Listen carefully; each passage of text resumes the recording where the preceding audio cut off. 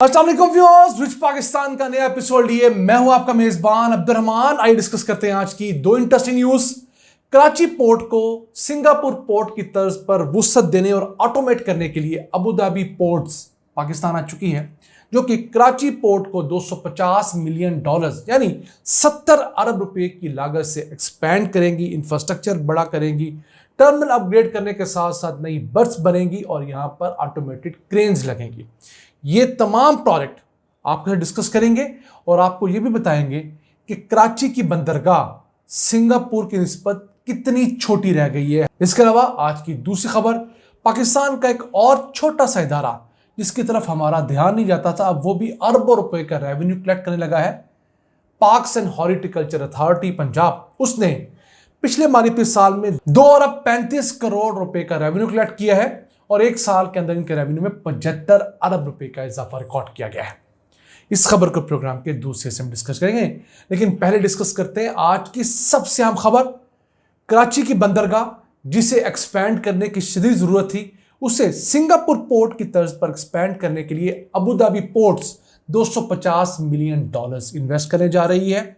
उनका वफ्द पाकिस्तान में मौजूद है, जो ये 70 अरब रुपए की लागत से यहां पर मौजूद जो बर्थ्स हैं उनको एक्सपैंड करेगा, इंफ्रास्ट्रक्चर को बढ़ाएगा और टर्मिनल को अपग्रेड करेगा। इसके साथ साथ यहां पर ऑटोमेटेड गेट्स लगने हैं, एक्स कंट्रोल का निज़ाम लगना है और यहां पर जदीद तरीन ऑटोमेटेड क्रेन्स लगनी है, जिसके जरिए इस पोर्ट की सलाहियत बढ़ जानी है। अब ये प्रोजेक्ट अगले 10 सालों का है। अब उसमें से फिलहाल एक प्रोडक्ट शुरू हो चुका है, जो कि है फुली इक्विप्ड मल्टीपर्पज टर्मिनल, जो $130 मिलियन की लागत से बन रहा है। 2 सालों के अंदर उसने कंप्लीट होना है। उसके बाद एक कंटेनर टर्मिनल भी बनना है, जिसके जरिए पाकिस्तान में 1,20,000 टन वजन के बैरी जहाज, कमर्शियल शिप्स भी आकर लंगर अंदाज हो सकेंगे और हमारी जो मौजूदा बर्थ्स हैं उन्हें 200 मीटर एक्सपैंड किया जाएगा। फिर यहां पर जो क्रेनें नस्ब हैं कंटेनर्स को उतारने के लिए और चढ़ाने के लिए, उन्हें भी ऑटोमेट किया जाना है। फिर इसके साथ साथ कराची पोर्ट को पाकिस्तान रेलवे के ट्रैक के जरिए भी जोड़ा जाना है, ताकि यहां पर आने वाला सारा सामान रेलवे ट्रैक के जरिए पूरे मुल्क में जाए, ना कि बड़े बड़े ट्रक्स और ट्रॉलर्स पर रखकर भेजा जाए, जिससे कराची शहर के अंदर मजीद कंजेशन हो। अब कराची की बंदरगाह, जो कि एक ऐसे शहर में वाक़ है जिसकी अपनी आबादी 2 करोड़ है, जो 25 करोड़ मुल्क की सबसे बड़ी बंदरगाह होनी चाहिए थी, वो सालाना कितने कंटेनर संभालती है? 19 लाख। इसकी मैक्सिमम कैपेसिटी जो है वो 42,50,000 कंटेनर्स की है, जबकि सिंगापुर, उसकी पोर्ट ने पिछले माली साल में 3 करोड़ 90 लाख कंटेनर संभाले हैं और वो उसको भी एक्सपेंड कर रहे हैं। उनकी ख्वाहिश है कि वो अगले 15 सालों के अंदर इसी पोर्ट के ऊपर 6 करोड़ 50 लाख कंटेनर संभाल सकें। तो आप सिर्फ अज्यूम कीजिए कि दुनिया कहां तक सोच रही है। और ये सारे कंटेनर जो सिंगापुर के अंदर जाते हैं, 90% तो क्या 95% सिंगापुर के लिए होते ही नहीं है।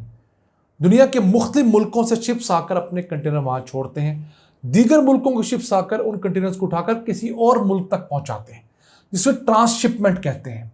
और ट्रांसशिपमेंट की वजह से ही सिंगापुर की एक्सपोर्ट्स बढ़ते बढ़ते कई $100 बिलियन को क्रॉस कर चुकी हैं और हम हैं कि अभी भी $30 बिलियन के एक्सपोर्ट के ऊपर बगले बजाते हैं।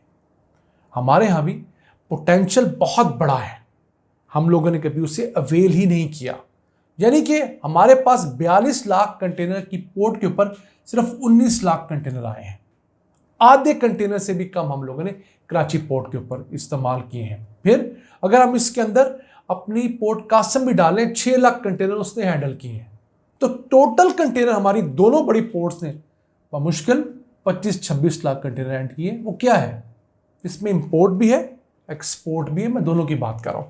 तो आप इससे हमारी प्रोडक्टिविटी का अंदाजा लगा सकते हैं। अभी भी हम प्रोडक्टिविटी में, लोगों को चीजें बेचने में कितने पीछे हैं।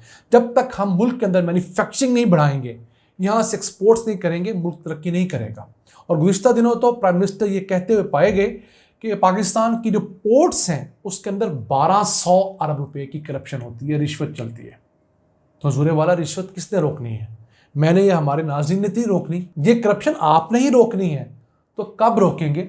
ये दावे तो आप पिछले 30 साल से करते आ रहे हैं, जब आपके भाईजान वजीर आला पंजाब थे, जब आप वजीर आला पंजाब बने, फिर प्राइम मिनिस्टर बने, अब भी प्राइम मिनिस्टर हैं।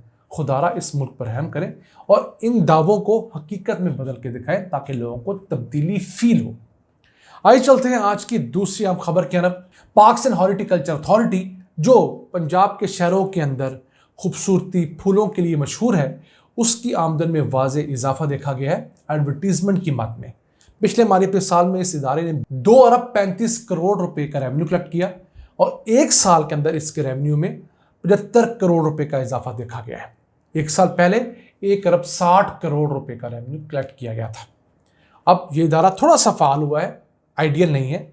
इसमें डिजिटल स्ट्रीमर्स, जो एलसीडीज लगी होती हैं बड़ी बड़ी हमारी लाहौर की बड़ी शाहराहों के ऊपर या बाकी दीगर शहरों की शाहराहों पे, उनसे किराया लिया जाता है, जिन पर ऐड चलते हैं। फिर शॉप्स के जो बोर्ड्स होते हैं उनसे किराया लिया जाता है। कमर्शियल नर्सरियाँ हैं, गिफ्ट शॉप्स हैं, हाउसिंग सोसाइटीज़ की जो एनओसीज हैं उन्हें रिवाइज किया गया है। तो इन तमाम वजूहात की वजह से इस एक डॉर्मेंट पड़े हुए इदारे का रेवेन्यू बढ़ा है। इसका फ़ायदा ये होगा, अगर इसका रेवेन्यू बढ़ेगा तो ये इदारा ज़्यादा पैसे खर्च करेगा शहरों की तज़ीनो आराइश के लिए। अभी भी बहुत पोटेंशियल है। कानून के मुताबिक कोई शख्स पीएचए के पैसे दिए बगैर अपना बोर्ड, अपनी होर्डिंग, अपना बैनर नहीं लगा सकता, लेकिन लोग लगा के चले जाते हैं। अब इन चीज़ों को सख्त करने की ज़रूरत है ताकि एडवर्टीजमेंट की मद में इससे रेवेन्यू आए और वो रेवेन्यू हमारे शहरों में खर्च हो।